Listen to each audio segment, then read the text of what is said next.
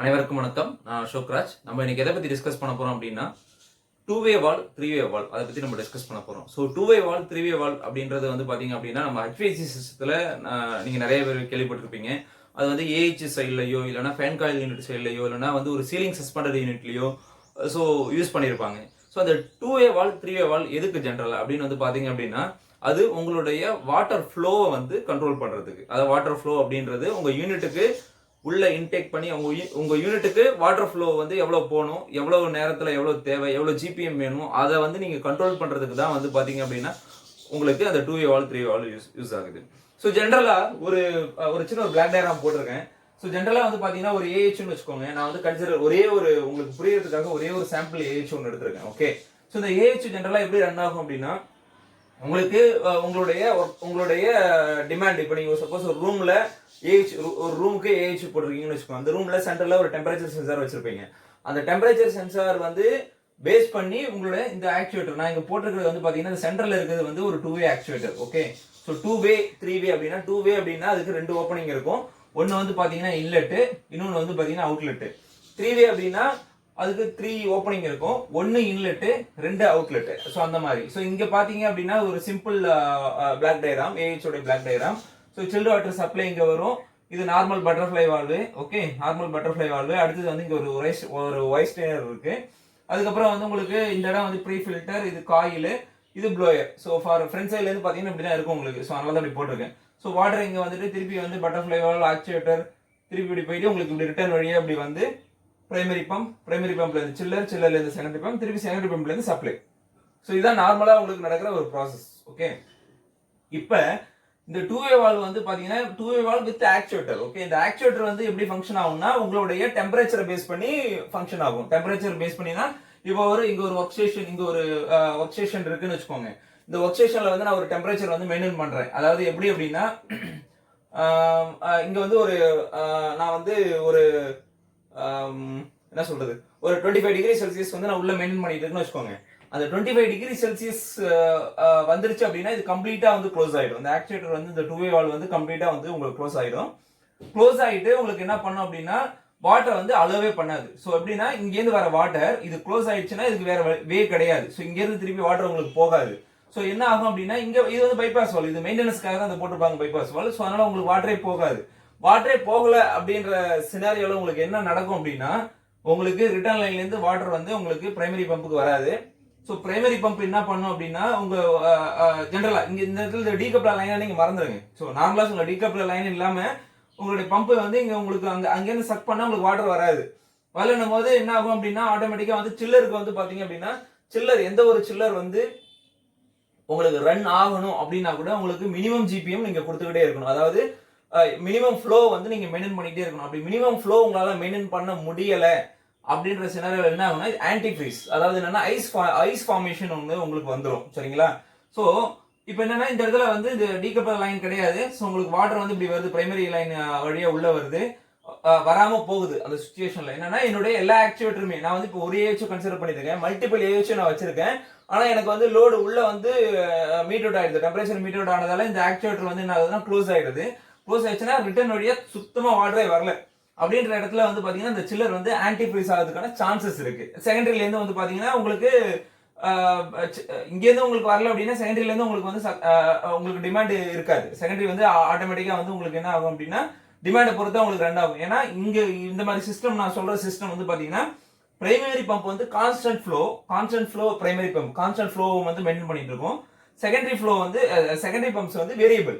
எப்படி வேரியபிள் அப்படின்னா, செகண்டரி வந்து நான் ஒரு 10 ஏஹெச் கனெக்ட் பண்ணிருக்கேன். அந்த 10 ஏஹெச்சுக்கு டிமாண்டுக்கு ஏற்ற மாதிரி இந்த பம்ப்ஸ் ரன் ஆகும்.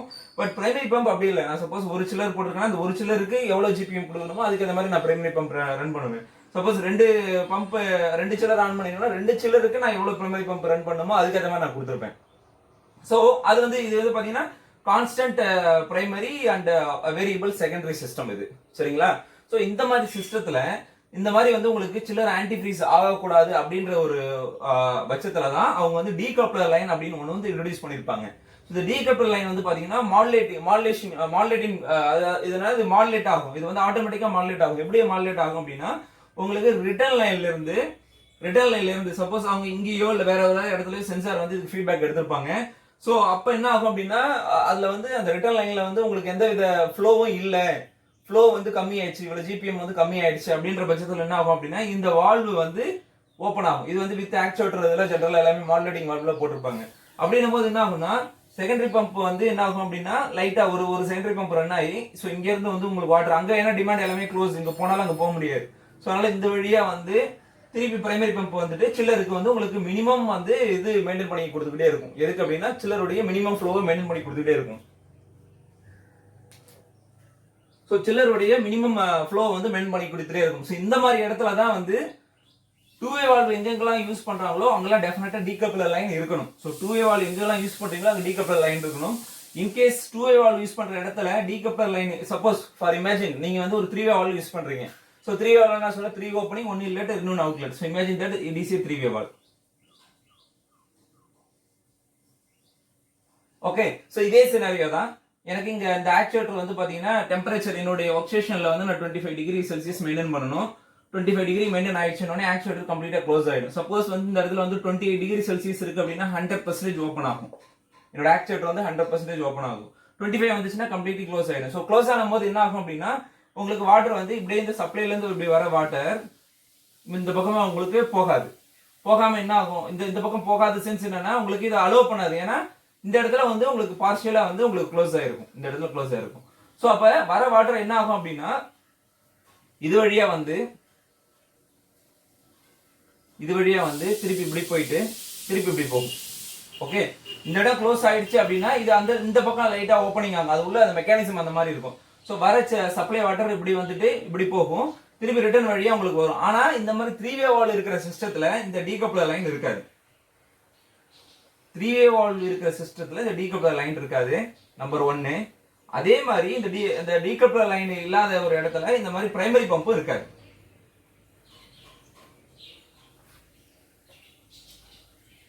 ஸோ இதை வந்து என்ன சொல்லுவாங்க அப்படின்னா சர்க்குலேஷன் பம்புன்னு சொல்லுவாங்க. ஏதாவது ஒரு இடத்துல தான் போட்டிருப்பாங்க சர்க்குலேஷன் பம்பு. ஒன்னு இந்த பிரைமரியில ஐ மீன் சில்லருடைய இன்லெட்ல போட்டிருப்பாங்க, இல்ல சில்லருடைய அவுட்லெட்ல போட்டிருப்பாங்க. அது வந்து பேஸ்டான உங்க செலக்ஷன், சரிங்களா? ஸோ அப்ப இந்த மாதிரி சிஸ்டம் த்ரீ-வே வால்வ் எங்கெங்கெல்லாம் யூஸ் பண்றாங்களோ அங்க வந்து பிரைமரி பம்ப் செகண்டரி பம்ப் அந்த கான்செப்ட் இருக்காது. அங்க வந்து ஒன்லி ஒரே சர்க்குலேஷன் பம்ப், அந்த ஜிபிஎம் டோட்டலா உங்க டிமாண்டுக்கு வந்து எவ்வளவு மீட்டர் பண்ணணும், உங்க சில்லருக்கு எவ்வளவு மீட்டர் பண்ணணும், உங்க டிமாண்டுக்கு எவ்வளவு மீட் பண்ணணும், அதுக்கேற்ற மாதிரி ஒரு பம்ப்ஸ் செலக்ட் பண்ணிருப்பாங்க. ஸோ அந்த மாதிரி இடத்துல வந்து த்ரீ-வே வால்வ். இப்போ ஒரு சிஸ்டம் இப்போ நீங்க யூஸ் பண்ணிட்டு இருக்கிற உங்களோட சிஸ்டம் வந்து த்ரீ-வே வால்வா இருக்குன்னு வச்சுக்கோங்க. இதை நீங்க டூ-வே வால்வா மாத்தணும்னா நீங்க என்ன பண்ணணும்னா உங்களுக்கு இந்த இடத்துல நீங்க பிரைமரி அண்ட் செகண்டரி செட்டப் உங்க டிசைனுக்கு ஏற்ற மாதிரி போட்டுட்டு ஒரு டீகப்ளர் லைனும் போட்டுட்டு அப்புறம் தான் இங்க நீங்க டூ-வே வால்வா மாத்தணும். ஓகே, இங்க நீங்க த்ரீ-வே வால்வ் வச்சுட்டு இங்க பிரைமரி பம்ப் செகண்டரி பம்ப் போட்டு இங்க ஒரு டீகப்ளர் லைன் போட்டீங்க அப்படின்னா உங்களுக்கு அது வேஸ்ட். ஸோ இன்னொன்னு டூ-வே வால்வ் பெஸ்டா இல்ல த்ரீ-வே வால்வ் பெஸ்டா நீங்க கேட்டீங்கன்னா நான் என்ன சொல்லுவேன்னா டூ-வே வால்வ் தான் பெஸ்ட்னு சொல்லுவேன். ஏன் டூ-வே வால்வ் பெஸ்ட்னா அங்க உங்களுக்கு எனர்ஜி சேவிங் கிடைக்குது. எப்படி எனர்ஜி சேவிங் அப்படின்னா ஃபார் எக்ஸாம்பிள் வந்து பாத்தீங்கன்னா நான் ஒரு 10 செகண்டரி பம்ப் ரன் பண்ணியிருக்கேன். யூனிட் வந்து ஒரு 100 யூனிட் இருக்குன்னு வச்சுக்கோங்க. அப்ப லோடுக்கு ஏற்ற மாதிரி தான் அது வந்து உங்களுக்கு ஆன் ஆகும் செகண்டரி பம்ப். ஸோ என்ன நான் பண்ணுவேன் அப்படின்னா எல்லாமே வந்து டிமாண்ட்ல கட் ஆயிடுச்சுன்னா என்னுடைய பம்ப் செகண்டரி பம்ப் எல்லாமே வந்து என்ன ஆகும் அப்படின்னா ஓடுறது வந்து கம்மி ஆயிடும். ஓடுறது கம்மி ஆயிடுச்சுன்னா எனக்கு எனர்ஜி சேவிங் கிடைக்கும், சரிங்களா? இங்க ஃபார் மேக்ஸிமம் இந்த ஒரு சர்க்குலேஷனுக்கு ஒரு சின்ன பம்ப் தான் ரன் ஆகும். ஸோ அது வந்து நெக்லிஜிபிள் தான். So compare with two way valve three way valve system நீங்க பாத்தீங்கன்னா டூ-வே வால்வ் வந்து ரொம்ப ரொம்ப பெஸ்ட். ஏன் அப்படின்னா உங்களுக்கு அது எனர்ஜி சேவிங் கிடைக்கும். த்ரீ-வே வால்வ்ல எனர்ஜி சேவிங் இருக்காது. என்னன்னா நார்மலா உங்களுக்கு கூலிங் மீட் அவுட் ஆனாலும் இதுல வந்து அந்த ஃப்ளோ இருந்துகிட்டே இருக்கும். ஃப்ளோ இருந்துகிட்டே இருக்கிறதால உங்களுடைய பம்ப் வந்து சர்க்குலேஷன் பம்ப் எப்பயுமே வந்து ஏதாவது ஒரு பம்ப் வந்து ஆன் ஆகிட்டே இருக்கும். ஓகே, இப்போ எப்படி ஓடிட்டு இருக்கோ எப்படி ரன் ஆகிட்டு இருக்கோ அதே ஏற்ற மாதிரி ரன் ஆகிட்டு இருக்கும். ஸோ அதனால வந்து நீங்க வந்து டூ-வே வால்வ் யூஸ் பண்றது ரொம்ப ரொம்ப பெஸ்ட், சரிங்களா? சப்போஸ் வந்து த்ரீ-வே வால்வா இருந்தது அப்படின்னா உங்களுடைய சிஸ்டத்தை கொஞ்சம் டிசைனை மாத்திட்டு நீங்க டூ-வே வால்வ் யூஸ் பண்ணலாம். ஓகே, ஸோ இப்போ த்ரீ-வே வால்வ் டூ-வே வால்வ் அப்படின்னா என்னன்னா டூ-வே வால்வ் வந்து பாத்தீங்கன்னா primary constant and secondary variable இருக்கிற ஒரு சிஸ்டத்துல டூ-வே வால்வ் யூஸ் பண்ணுவாங்க. வித் டீகப்ளர் லைன் இருக்கணும், கம்பல்சரி டீகப்ளர் லைன் இருக்கணும். அது வந்து ஆட்டோ மாடுலேட்டிங் வால்வ் நீங்க போட்டீங்கன்னா வந்து உங்களுக்கு ரொம்ப ரொம்ப நல்லது. சில பேர் என்ன பண்ணுவாங்கன்னா ஆக்சுவேட்டர் இதுல மாத்தாம சும்மா ஒரு வால்வ் மட்டும் ஓப்பன் பண்ணிட்டு அது எப்பயுமே ஸ்லைட்டா ஒரு 10% இல்ல ஒரு 15% ஓப்பன்லயே வச்சிருவாங்க. ஸோ அந்த மாதிரி பண்ணீங்கன்னா அது வந்து உங்களுக்கு அந்த எனர்ஜி சேவிங்கோ இல்ல மற்றபடி வேற எதுவுமே கிடைக்காது. ஸோ அதனால வந்து அது உங்களுக்கு வந்து நீங்க ஆட்டோ என்ன சொல்றது மாடுலேட்டிங் வால்வ் வந்து உங்க பிஎம்எஸ் கண்ட்ரோலுக்கு நீங்க கொண்டு வந்துருங்க. ஸோ அப்பதான் you can get the more energy saving. Okay, so ரெண்டாவது வந்து பாத்தீங்க அப்படின்னா 3-way வால்வ் அப்படின்றது வந்து பாத்தீங்கன்னா உங்களுக்கு வந்து பாத்தீங்கன்னா கான்ஸ்டன்ட் ஃப்ளோ சிஸ்டம் எங்க இருக்கோ அங்கதான் யூஸ் பண்ணுவாங்க. கான்ஸ்டன்ட் ஃப்ளோ சிஸ்டம்னா இது கான்ஸ்டன்ட் ஃப்ளோ சிஸ்டம், சரிங்களா? அதாவது ஜென்ரலா சொன்னோம்னா 2-way வால்வ் அப்படின்னா வேரியபிள் ஃப்ளோ சிஸ்டத்துல யூஸ் பண்ணுவாங்க. 3-way வால்வ் வந்து கான்ஸ்டன்ட் ஃப்ளோ சிஸ்டம். ஏன்னா கான்ஸ்டன்ட் ஃப்ளோனா சர்க்குலேஷன் பம்ப் எல்லா டைமும் ஆன்ல தான் இருக்கும். இது வந்து ஆஃப்லாம் ஆகாது. ஸோ எல்லா டைமுமே வந்து உங்களுக்கு ரன் ஆகிட்டே தான் இருக்கும். ஸோ அதனால கான்ஸ்டன்ட் ஃப்ளோ சிஸ்டத்துல 3-way valve and variable flow சிஸ்டத்துல 2-way வால்வ் நம்ம யூஸ் பண்ணணும், சரிங்களா? ஸோ உங்களுக்கு ஒரு சின்ன ஐடியா கிடைச்சிருக்கும்னு நினைக்கிறேன். 2-way வால்வ் 3-way வால்வ்னா என்ன, அது எங்க யூஸ் பண்ணணும், எதனால எது அட்வான்டேஜ்னு உங்களுக்கு புரிஞ்சிருக்கும்னு நினைக்கிறேன். இந்த வீடியோ புரிஞ்சதுன்னா லைக் பண்ணுங்க, உங்க ஃப்ரெண்டுகளுக்கும் ஷேர் பண்ணுங்க. ஸோ இது வரைக்கும் இந்த சேனல் நீங்க சப்ஸ்கிரைப் பண்ணாம இருந்தீங்கன்னா சப்ஸ்கிரைப் பண்ணி அந்த பெல் பட்டனையும் பிரஸ் பண்ணுங்க. அப்பதான் நாங்க போற ஒவ்வொரு வீடியோவும் உங்களை வந்து சேரும். ஸோ ஏதாவது டவுட் இருந்தா கமெண்ட் பாக்ஸ்ல கமெண்ட் பண்ணுங்க. ஸோ தேங்க்யூ ஃபார் வாட்சிங் my channel and keep supporting. Thank you, bye by.